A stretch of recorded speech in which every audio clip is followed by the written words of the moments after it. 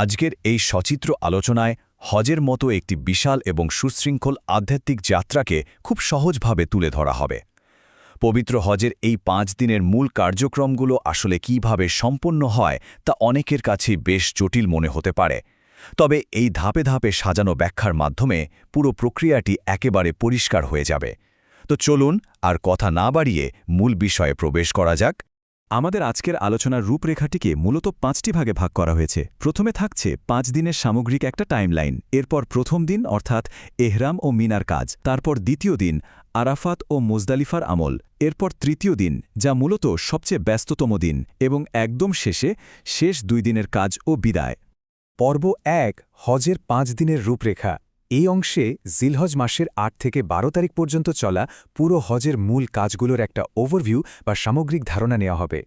হজের মূল আনুষ্ঠানিকতা মূলত জিলহজ মাসের 8 তারিখ থেকে শুরু হয়ে 12 তারিখ পর্যন্ত চলে, মানে পুরো 5 দিনের একটা নিবিড় জার্নি। টাইমলাইনটার দিকে একটু তাকালেই ব্যাপারটা স্পষ্ট হবে। 8 তারিখে এহরাম বেঁধে মিনায় অবস্থান, 9 তারিখে আরাফাতের ময়দান আর মুজদালিফায় রাতযাপন, 10 তারিখে হজের সবচেয়ে বড় কাজগুলো সম্পন্ন করা, 11 তারিখে জামারায় পাথর নিক্ষেপ ও তাওয়াফ, এবং শেষে 12 তারিখে বিদায়।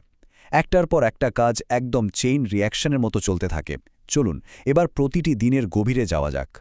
পর্ব 2 প্রথম দিন ইহরাম ও মিনা। জিলহজ মাসের 8 তারিখ, ঠিক যেখান থেকে এই বিশাল শারীরিক ও আত্মিক যাত্রার সূচনা হয়। প্রথম দিনের শুরুটাই হয় হজের নিয়তে, বিশেষ পোশাক অর্থাৎ এহরাম পরার মাধ্যমে। 2টি সেলাইবিহীন সাদা কাপড় পরে লাব্বারিক ধ্বনি দিয়ে মিনায় পৌঁছতে হয়। এখানে সবচেয়ে ক্রুশিয়াল পয়েন্ট হল জোহরের আগেই মিনায় পৌঁছানো। এরপর সেখানে থেকে জোহর থেকে শুরু করে পরের দিন ফজর পর্যন্ত মোট 5 ওয়াক্ত নামাজ আদায় করতে হয়। হ্যাঁ, রাতে মিনার তাঁবুতেই অবস্থান করতে হয়, যা সুন্নাতের অন্তর্ভুক্ত। আসলে এই দিনটা হলো পরবর্তী দিনগুলোর ওই প্রচণ্ড পরিশ্রমের জন্য নিজেকে শারীরিকভাবে এবং মানসিকভাবে প্রস্তুত করে নেওয়ার একটা সময়। পর্ব 3 দ্বিতীয় দিন আরাফাত ও মুজদালিফা। এবার আমরা হজের সবচেয়ে তাৎপর্যপূর্ণ আর ইমোশনাল দিনটিতে প্রবেশ করছি, জিলহজের 9 তারিখ। 9 তারিখ সকালে ফজরের পর যখন লাখ লাখ মানুষ মিনা থেকে আরাফাতের ময়দানের দিকে যাত্রা শুরু করে, তখন সবার কণ্ঠে একটা বিশেষ তাকবীর ধ্বনিত হতে থাকে। আল্লাহু আকবার, আল্লাহু আকবার, লা ইলাহা ইল্লাল্লাহু, আল্লাহু আকবার, ওয়ালিল্লাহিল হামদ। একটু কল্পনা করা যাক চারপাশের পরিবেশটা তখন কি এক অদ্ভুত আধ্যাত্মিক আভায়ে ভরে ওঠে। এই যাত্রাটা তো শুধু এক জায়গা থেকে অন্য জায়গায় যাওয়া নয়, এটা পরম ভক্তির একটা অবিচল প্রকাশ। আরাফাতের ময়দানে অবস্থান এটাই হলো হজের একদম মূল ভিত্তি, মানে প্রধান ফরজ কাজ। জোহরের আগেই সেখানে পৌঁছাতে হয় এবং একেবারে সূর্যাস্ত পর্যন্ত থাকতে হয়। এই দীর্ঘ সময়টা কিন্তু ভীষণ মূল্যবান। খুতবা শোনা, নিজের কৃতকর্মের জন্য অনুশোচনা করা আর মন খুলে দোয়া করা, এসব নিয়ে কাটা সময়টা। সত্যি বলতে কি, এই একটি নির্দিষ্ট কাজ ছাড়া হজ কোনোভাবেই পূর্ণ হয় না। আরাফাত আর মুজদালিফার নামাজের নিয়মের মধ্যে বেশ দারুণ একটা পার্থক্য আছে। আরাফাতের ময়দানে দিনের বেলায় জোহর ও আসরের নামাজ কিন্তু নির্দিষ্ট সময়ে পড়া হয়, কিন্তু সূর্যাস্ত হওয়ার সাথে সাথেই যখন আরাফাত থেকে মুজদালিফার উদ্দেশ্যে রওনা হতে হয়, তখন মজার ব্যাপার হলো সূর্যাস্ত হয়ে গেলেও মাগরিবের নামাজ পড়া যায় না। মাগরিব পড়তে হয় একেবারে মুজদালিফায় পৌঁছানোর পর। সেখানে খোলা আকাশের নিচে এক আজানে মাগরিব ও এশা একসাথে আদায় করতে হয়। চিরাচরিত নিয়মের বাইরে এই যে কাঠামোগত ভিন্নতা, এটা সত্যিই এক অদ্ভুত শৃঙ্খলার উদাহরণ।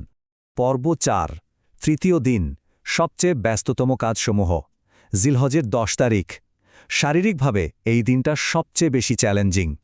10 জিলহজের দিনটিতে মূলত 5টি নির্দিষ্ট কাজ করতে হয়, আর সবকটি কাজই পরপর খুব দ্রুত সারতে হয়। মুজদালিফায় খোলা আকাশের নিচে রাত কাটানোর পর সূর্য ওঠার আগেই মিনার উদ্দেশ্যে রওনা দিতে হয়। তবে তার আগে মুজদালিফা থেকেই পাথরগুলো সংগ্রহ করে নেওয়াটা বেশ সুবিধাজনক। মিনায় পৌঁছে প্রথম কাজই হল বড় জামারায়, যাকে শয়তানের স্তম্ভ বলা হয়, সেখানে 7টি পাথর নিক্ষেপ করা, আর এটা জোহরের আগে শেষ করতে হয়। এরপরই আসে কুরবানির পর্ব। কুরবানির শেষ হলে মাথা মুন্ডন। এই মাথা মুন্ডন করার মাধ্যমেই মূলত ইহরাম অবস্থার সমাপ্তি ঘটে যায়। এরপর স্বাভাবিক পোশাক পরা থেকে শুরু করে দৈনন্দিন অনেক কাজে ফিরে যাওয়া যায়, শুধু স্ত্রী সহবাস ছাড়া। পুরো ব্যাপারটা একেবারে দম ফেলার ফুরসত না দেওয়ার মতো। পর্ব 5 শেষ 2 দিন এবং বিদায়।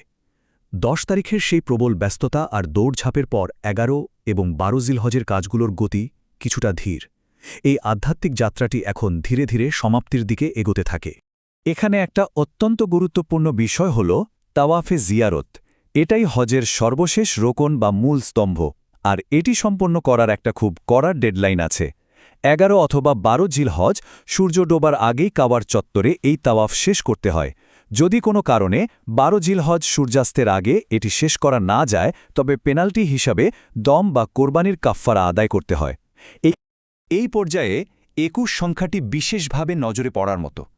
11 এবং 12 জিলহজ এই 2 দিন মিনায় অবস্থান করে পাথর নিক্ষেপ করতে হয়। তবে এবার শুধু বড় জামারায় নয়, বরং ছোট, মধ্যম ও বড় এই 3টি জামারায় পাথর মারতে হয়। প্রতিটিতে 7টি করে পাথর, তার মানে প্রতিদিন ঠিক 21টি পাথর নিক্ষেপ করতে হয়। একেবারে গাণিতিক হিসাবের মতো পর্যায়ক্রমিক এই কাজটা চরম শৃঙ্খলার সাথে সম্পন্ন করা হয়। আমরা এখন একেবারে শেষ ধাপে চলে এসেছি।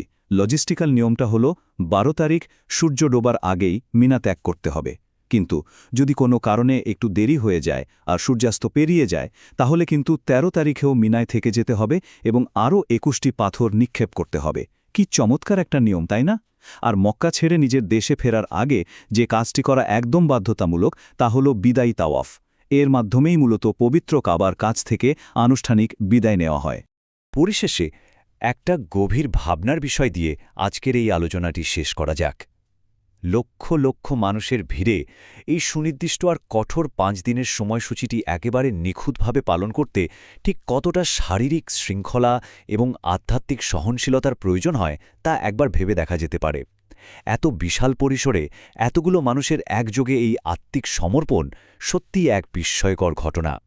আশা করা যায় হজের এই 5 দিনের জটিল প্রক্রিয়াটি এখন বেশ সহজ আর বোধগম্য হয়েছে সবার কাছে।